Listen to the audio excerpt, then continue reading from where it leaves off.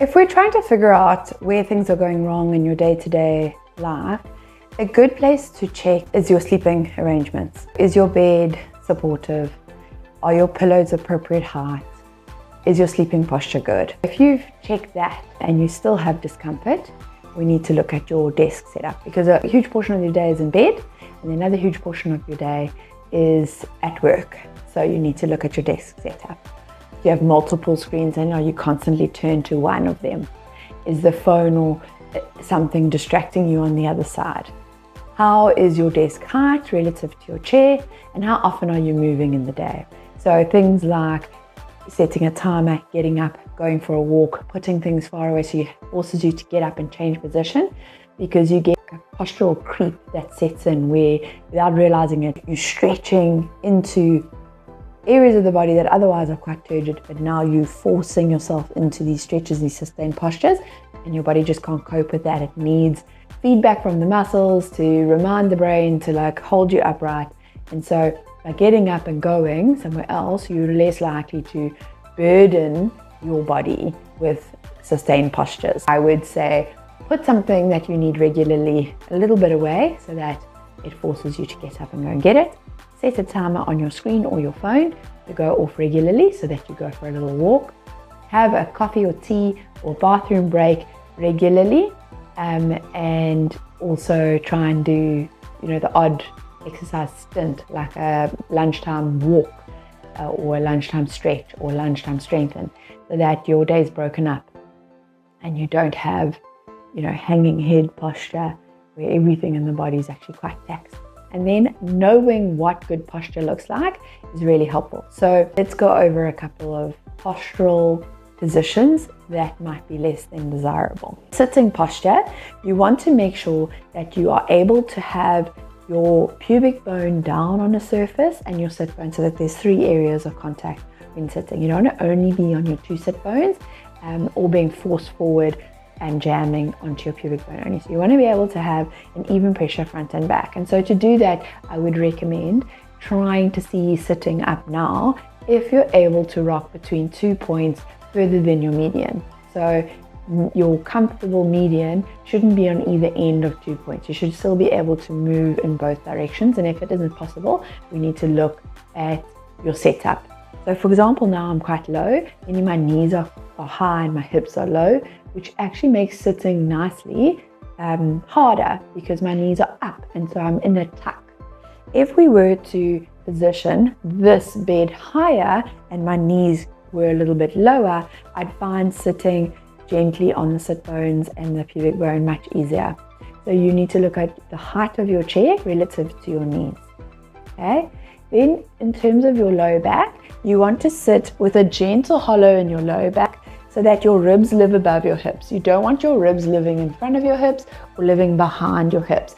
So we want to see if you can stack your ribs above your hips, and if that is proving a problem, or if you have your ribs above your hips but no hollow, then you might need feedback in this section here. So a small pillow or a rolled towel into your seat. Some chairs come with lumbar support, and that will encourage you to rock slightly onto your pubic bone and have a happier and healthy resting position for your lumbar spine. What we've noticed is that our shoulders are rounded forward, and so in an attempt to fix that, we land up having changes to the other areas of the spine. So you've got to unwrap this present of posture that you've been given and figure out what is your starting point.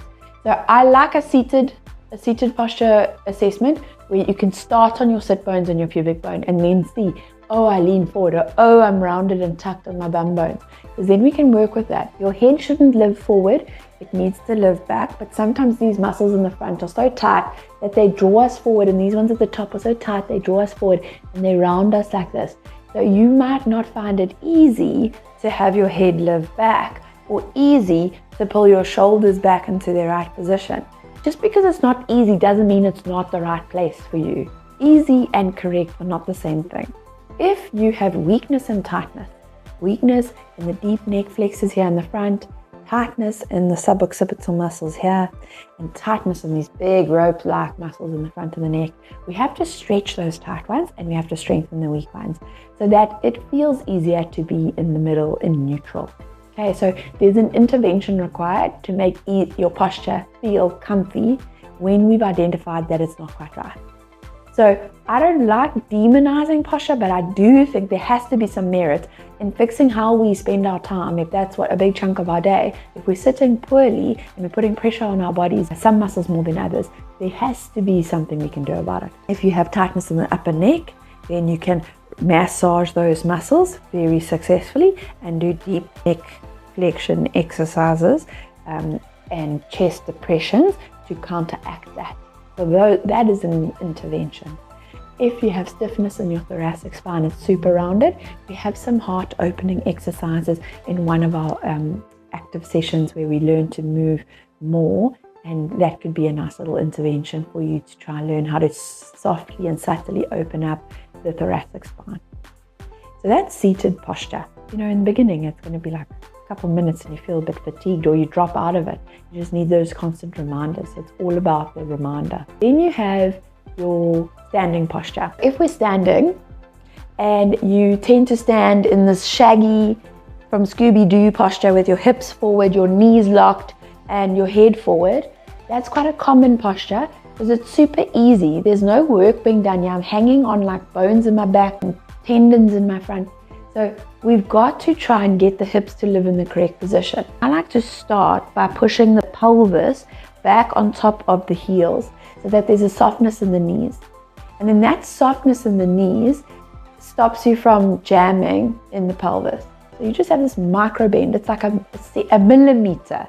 No one else should know you're bending your knees. It's just you and I. I think, okay, maybe she's bending, but actually I don't think she's bending at all. No one should know. It's only you that knows. So the hips live a little further back. And then we get to assess. So the hip bone at the front, under the hip bone is like a cave-like. So it's the hips juts out a little bit and then there's this little nodule where you could put your fingers under it. That is your ASIS, this section here. And then on the back of the hip, there's like a dimple. That's your PSIS. ASIS, anterior superior iliac spine, posterior superior iliac spine. And that should have a downward gradient. So if they level, then you've got a bum tuck. That means you have tight hamstrings and you've got a flat back. If this is excessive and you've got this donga in your spine, which is a dent, and your bum bones are like lifted, your bum looks big, which is not so bad, looks quite nice, but it's not right, it's jamming you. So in between the tuck and the arch is your neutral, which is a gradual gradient down. And then we're happy. So you shouldn't be told by one practitioner or another that you must tuck or that you have to. You've got to find it out for yourself. That gradual gradient down with a little micro bend in the knees. And so then we get to look at the ribs. If the ribs are lifted because you have this idea that shoulders back means a good posture, we don't have enough connection in the front of the abdomen. If your ribs live back and your obliques are so tight that it pulls your rib cage down and you feel, oh, I got a flat tummy, but actually you've got jamming in the back and the front and this is just so dysfunctional, and roundness in the back, that's not great either. So the rib cage needs to nestle on top of the pelvis with the sternum depressed, and whatever happens to my shoulders, I need to own it. I need to go, okay, my sternum is in the right place. I have forward shoulders. I need to work on my rotator cuff and I need to change where my shoulder lives in space. We mustn't let bad shoulders result in a bad rib cage. Okay, so that's something that we need to work on. And then the head posture, you will fix over time with changing this tightness in the sternocleidomastoids. And so that's your standing and your seated posture. You can also look at your 4-point kneeling and in your side lying, but I'm going to cue those in our exercises. So I think we're good just to go over what we've gone now. And hopefully it brings a little bit of awareness of how you should be standing. The plumb line is earlobe, shoulder, hip, ankle bone, that knobbly ankle bone just behind the knee. So it goes plumb line down. Okay.